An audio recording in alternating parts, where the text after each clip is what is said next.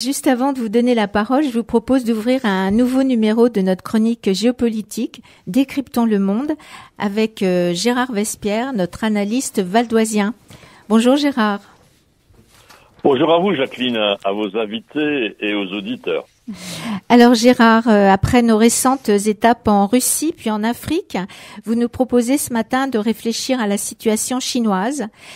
La Chine, en effet, est en train d'aborder un virage auquel le monde ne s'attend pas, celui d'un ralentissement général et dont vous voulez nous livrer ce matin l'analyse. Effectivement, je crois qu'il faut se préparer à vivre un triple virage de la Chine. Premièrement, dans son rythme de croissance. Deuxièmement, dans sa démographie. Et troisièmement, dans son économie. En somme, les trois étapes de notre entretien. Quels sont donc les signaux forts qui annoncent, pour commencer, le changement dans la croissance chinoise ? Merci de m'accompagner dans cet esprit de méthode.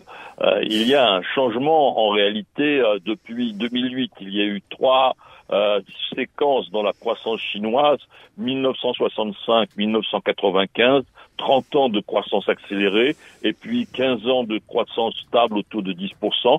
Et maintenant, depuis 2008, une croissance déclinante qui est passée de 10% à 9, 8, 7, 6, 5 maintenant. Donc le ralentissement nourrit le ralentissement comme la crise nourrit la crise dans le domaine économique. Donc le ralentissement du Covid ne fut pas en réalité une parenthèse, mais ce ralentissement s'inscrit dans une décroissance régulière. Et enfin, les prévisions sont d'un peu plus de 4% pour cette année, donc la continuité de la descente est assurée, entre guillemets. Ces taux sont naturellement très attractifs pour la plupart des pays du monde, mais année après année, ils indiquent un affaiblissement continu et donc structurel de la croissance chinoise. Ce n'est pas une diminution conjoncturelle, passagère, mais une tendance documentée, visible depuis 15 ans maintenant. Il faut s'attendre à moins de 4% pour 2025. Deuxième signal fort de changement dans l'économie chinoise, la démographie, au point que les autorités ont reconnu cette tendance absolument nouvelle de contraction de la population chinoise. Quelle est son ampleur selon vous ? Cette ampleur est de toute première importance, car en Chine, la crise démographique va être double. La population a atteint en effet un sommet en 2021. 1,420 milliard d'habitants. Elle a commencé à baisser de quelques centaines de milliers en 2022, puis de 2 millions en 2023. Vous devinez par ces deux premiers chiffres que la chute va aller en s'accélérant. Depuis quelques années, la baisse sera supérieure à 10 millions d'habitants par an. Dans une génération, en 2050, la population chinoise aura baissé de 200 millions d'habitants. Et ce processus s'accompagnera d'un autre qui s'appelle le vieillissement accéléré de la population. En 2020, 280 millions de Chinois étaient âgés de plus de 60 ans. En 2050, pas très loin, ce chiffre atteindra 420 millions.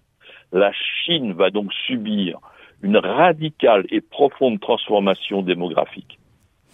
Oui, en effet, une information carrément étourdissante par l'ampleur des chiffres que vous nous citez. Comment pouvez-vous expliquer un changement à la fois aussi soudain et aussi radical ? Eh bien, l'explication tient en une seule expression. La politique de l'enfant unique, en plus maintenue pendant 36 ans, de 1979 à 2016, soit pratiquement pendant 2 générations. On retrouve ici pleinement la nature totalitaire, planificatrice du régime, qui avait décidé cette politique à un moment où le pays avait la plus grande difficulté à se nourrir. Le système n'a pas voulu faire évoluer sa politique de natalité. Et cette attitude de restriction nataliste est devenue une norme sociale dans la société chinoise. Donc il sera très difficile pour les familles chinoises de se défaire.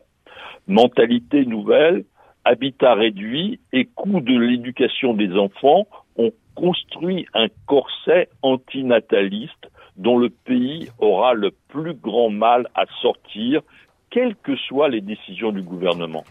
Par ailleurs, cette politique a construit une pyramide des âges qui permet de prédire avec précision son vieillissement rapide et de grande ampleur pour les prochaines 25 années.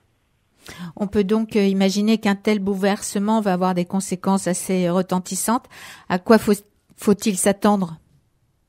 Ah, vous avez raison, Jacqueline. Les conséquences économiques vont se faire sentir dans plusieurs aspects. Premièrement, la croissance va être naturellement affectée. Il a été calculé que 0,5% de baisse de la population, soit 7 millions d'habitants en moins dans une année, abaissait la croissance annuelle de 0,5%. Cela aussi conduira à des tensions sur le marché du travail, donc à une tendance haussière des salaires défavorable à la compétitivité chinoise vis-à-vis de ses voisins, du Vietnam, de l'Indonésie, sans parler de l'Inde.